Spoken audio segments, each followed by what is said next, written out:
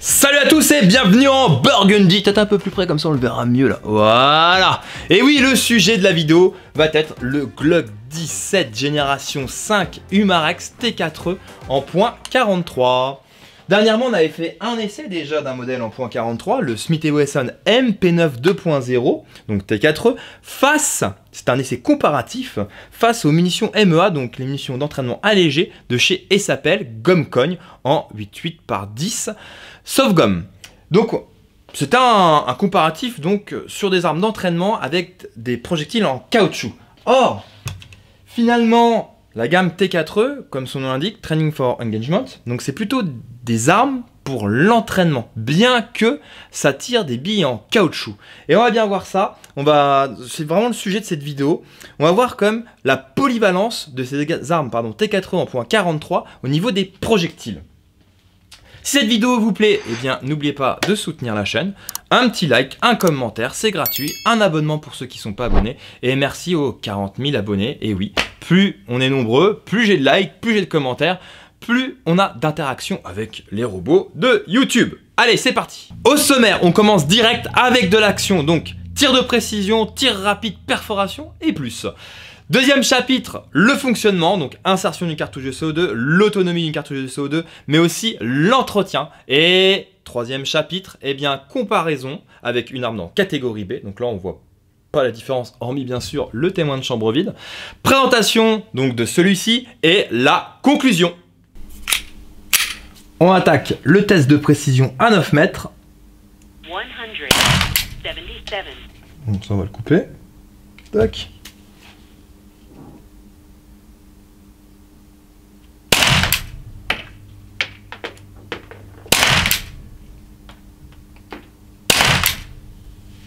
Voici notre groupement à 9 mètres, c'est pas mal pour une arme d'entraînement, ça reste dans la surface d'un buste.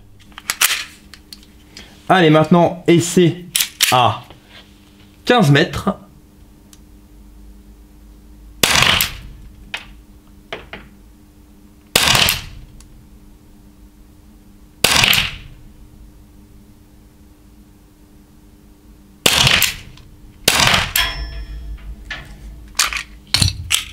Voici mon groupement à 15 mètres. Alors, le groupement est pas mauvais. Il faut juste faire attention à corriger, à tirer un peu au-dessus du visuel. C'est parti pour un test de marquage avec de la bille de peinture. Ah, c'est pas mal du tout, hein. Ça rend super bien. Sympa. Sympa, sympa. Et voici le résultat avec de la bille marquante, donc avec de la peinture. J'ai fait exprès de tirer dans la plaque en aluminium pour voir si ça faisait des petits pocs. Et effectivement, ça fait des pocs. Hein. Donc à se méfier quand même. Hein. Test de perforation avec de la bille standard en caoutchouc.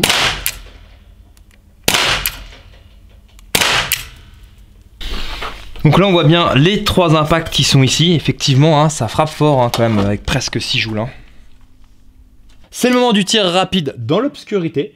À savoir que oui, j'ai un partenariat avec Olight qui m'a sponsorisé pour cette lampe, donc c'est une Olight Balder Pro. Pour ceux que ça intéresse, eh bien il y a les codes promo dans les commentaires et les liens. Allez, c'est parti.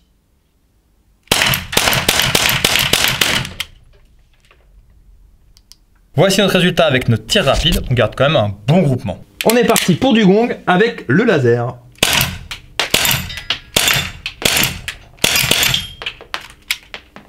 Nous attaquons le chapitre 2. Pour commencer, eh bien, on va prendre une mesure de vitesse afin de connaître la puissance de ce fameux Glock 17 génération 5 en T43. Alors au niveau bille, eh bien, on va prendre la bille standard. Là on a trouvé de la fastball qui fait 0,890 grammes. On est bien d'accord que selon le poids de la bille, eh bien, ça influence la vitesse et la puissance. Mais afin de se donner une idée, eh bien, c'était un bon choix de prendre la fastball. Allez, c'est parti. Allez, test de puissance. 115. Donc, avec la cartouche neuve, on a 115 mètres secondes et 5,9 joules. Ça fonctionne pas si mal quand même. On vient de réaliser donc 26 tirs, donc là on attaque notre 27e tir. On va regarder ce qui reste en jus là-dedans, donc vitesse et puissance. Hop, je fais attention. 107. Tac. Donc on a 107 mètres secondes et 5,1 joules. C'est pas mal du tout, hein. ça garde quand même pas mal de puissance en réserve. Arrivé à plus de 40 tirs, eh bien on a plus de CO2. Bon, on peut rarmer la culasse là pour vous montrer. Et ouais, ça ne ralimente pas. Donc, eh bien, il est temps d'enlever la cartouche de CO2. Alors après, bah, c'est tout simple, hein. Hop, on va sur le côté open. On dévisse tout doucement le reste de gaz. Et voilà, vous pouvez retirer la cartouche de CO2. Surtout ne pas laisser la cartouche de CO2 dans sa réplique. Pour l'insertion de la cartouche de CO2, eh bien, on avait fait l'essai du Smith & Wesson MP9. Je vous fais une petite comparaison. Donc là, il fallait pousser le talon de chargeur en avant, dévisser la vis qui fait siège de cartouche de CO2 et revisser pour percuter. Or là, plus besoin de clé Allen. Et oui, petite innovation sur le Glock qui est un peu plus récent. Eh bien, si on regarde bien, sur le talon, on a un système pour ouvrir et un système pour refermer. Hop, donc on ouvre, on met la cartouche, on visse cette fois-ci le siège, et là, on percute. Pratique. Ça y est, c'est prêt à faire feu. Avant de commencer l'alimentation en billes, il y a quelque chose que j'aime bien, c'est le souci du détail. Vous voyez ici le loquet qui est de couleur orange. Et bien, comme sur la version en catégorie B, ici, la planche élévatrice, elle est orange.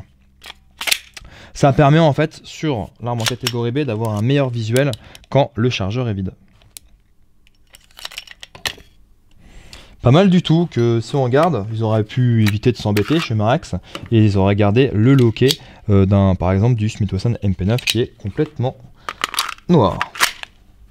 Alors, pour l'alimentation, eh bien, le loquet, on le descend, on le met dans l'ergot pour le coincer. Hop. Donc, c'est des chargeurs de 8 coups.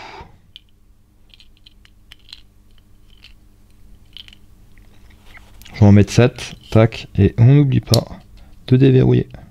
Maintenant qu'on connaît la puissance de celui-ci, on va regarder de plus près l'entretien. Donc, toutes les répliques qui fonctionnent avec une cartouche de CO2 de 12 grammes comme celle-ci, eh bien, on le sait tous, il faut mettre des cartouches d'entretien, toutes les 10 cartouches standards. Alors, ces cartouches d'entretien, elles contiennent du silicone, qui veut dire qu'on les utilise comme une cartouche de CO2 standard, sauf qu'on a un petit peu moins d'autonomie, mais celle-ci, elle dépose du silicone qui va nourrir les joints, par exemple du bloc valve qui est dans le chargeur ici, mais aussi va laisser une fine pellicule de silicone afin de protéger les joints. Après, deuxièmement, sur ces modèles-là, eh bien, si on tire des billes de peinture, des billes marquantes, mais aussi des billes shock ball avec de la craie qui sont aussi marquantes, quelquefois, eh bien, celles-ci peuvent se briser à l'intérieur du canon. Et avec celui-ci, alors je ne sais pas s'il est rouge ou peut-être qu'il est noir, avec celui-ci je ne sais pas, mais bon, c'est le même. Vous avez un squeegee, c'est une sorte de racloir afin de nettoyer le canon. Donc on le passe à l'intérieur comme ça, tac, et on fait attention et on tire. Voilà. C'est super important, j'ai une expérience un petit peu de paintballer et je sais qu'avec les billes de paintball, eh bien, quand la bille qui explose à l'intérieur du canon, eh bien, elle laisse de la peinture. Et si on nettoie pas, déjà, si on tire tout de suite après, eh bien, le tir, il va être dévié.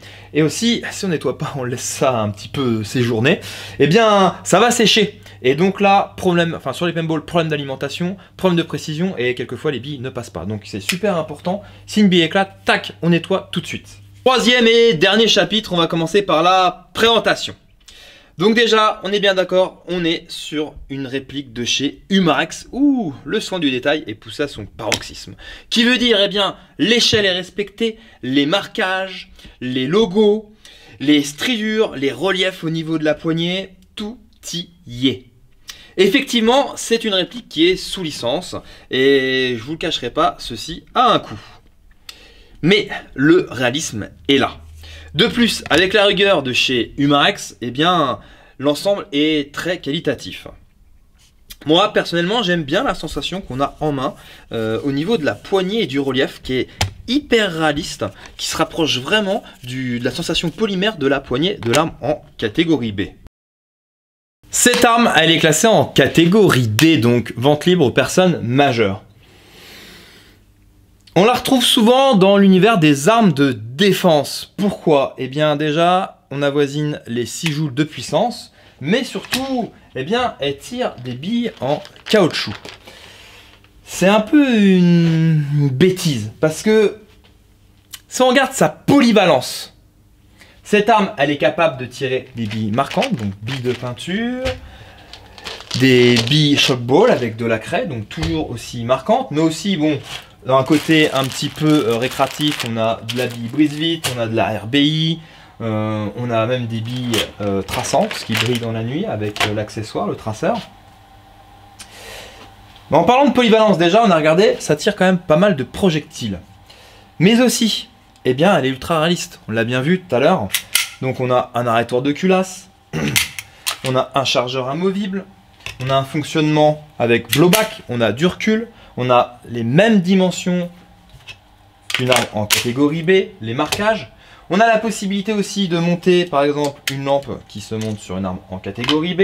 Donc on peut l'accessoiriser avec des éléments d'armes de catégorie B. Oula, j'ai mis le laser en route. Voilà. Il n'existe pas vraiment de catégorie pour ce modèle et pourtant il s'appelle T4E, donc Training for Engagement. Donc c'est une arme d'entraînement. Et oui, c'est interdit de s'entraîner en se déplaçant avec une arme en catégorie B en France. Pour pratiquer, eh bien, il faut partir à l'étranger. Après, vous allez me dire, bah oui, il y a l'airsoft. Alors, l'airsoft, effectivement, les armes sont réalistes, mais alors le tir ne l'est pas. On est bien d'accord, il n'y a pas de capacité marquante. Il y a surtout, enfin, si, vous allez me dire, il y a 30 ans, effectivement, ils avaient fait des tout petites billes en 6 mm avec de la peinture, mais alors celles-ci, elles se bloquaient, elles explosaient pas, ou même quand ça explose, bien, ça faisait vraiment presque rien au niveau capacité. Et oui, les billes de 6 mètres sont beaucoup trop petites. Après, effectivement, il y a le paintball. Alors, le paintball, ce que je reproche, c'est le côté réaliste. C'est pas du tout réaliste si on fait genre tout ce qui est speedball. Et aussi, en parlant de réalisme, c'est l'autonomie. Vous avez des chargeurs de 200 billes en moyenne. Hein. Donc, effectivement, on fait pas attention à sa capacité. Là, on est sur du 8 coups. C'est pour ça, en ce moment, il y a un phénomène de mode qui s'appelle le CQB, donc Close Quarters Battle, qui est en fait des entraînements de combat en milieu clos, où il faut bien sûr s'emparer par exemple d'une habitation. Et je pense qu'avec ces modèles-là, ça risque de percer. Pourquoi ces fameux T4E pourraient percer? Eh bien tout simplement ils pourraient remplacer les airsoft qui sont utilisés donc pour faire du CQB ou du combat en milieu clos légalement. Premièrement, eh bien le réalisme, on est bien d'accord, là on a une réplique qui est faite sous licence, mais aussi le fonctionnement, ça il n'y a pas de souci, ça prend tous les avantages de l'airsoft. Deuxièmement, la puissance et le calibre. Et oui, on a remarqué qu'on a 6 joules, donc on a assez de puissance pour faire éclater ces fameuses billes marquantes de craie ou de peinture. Donc là, ça prend les avantages du paintball. Mais aussi, en parlant de réalisme, on peut interchanger, accessoiriser, donc par exemple cette lampe-là qui se monte sur une arme de catégorie B et on peut le monter sur le T4E. Et troisième point, eh bien la précision. On l'a bien vu tout à l'heure, on a fait un essai à 15 mètres, et à 15 mètres, on est capable de faire un groupement facilement dans un buste. Et oui, moi je pense, enfin dites-le moi par rapport à mon raisonnement, n'hésitez pas à interagir dans cette vidéo, on arrive à la fin, si mon raisonnement est bon ou pas. Et soulignons-le, son seul point faible au niveau de cette gamme, les T4E, eh bien c'est le choix. Pour le moment, on n'a pas beaucoup de choix. On a quand même des très belles répliques, comme cette arme longue, donc un HK416, qui est capable, qui est blowback, qui est super sympa à utiliser, qui peut tirer en semi-auto, qui peut tirer en rafale. On a on a un Smith, on a du Walther, on a un Glock. C'est vrai que le choix est pas super vaste, on est bien d'accord, mais on peut remercier Umarex, qui a été précurseur, qui a lancé cette gamme, qui est un peu encore un ovni, mais je pense que dans 10 ans, ça va percer. N'hésitez pas à interagir avec mon raisonnement, et sur ce, je vous dis à bientôt et Burgundy Power.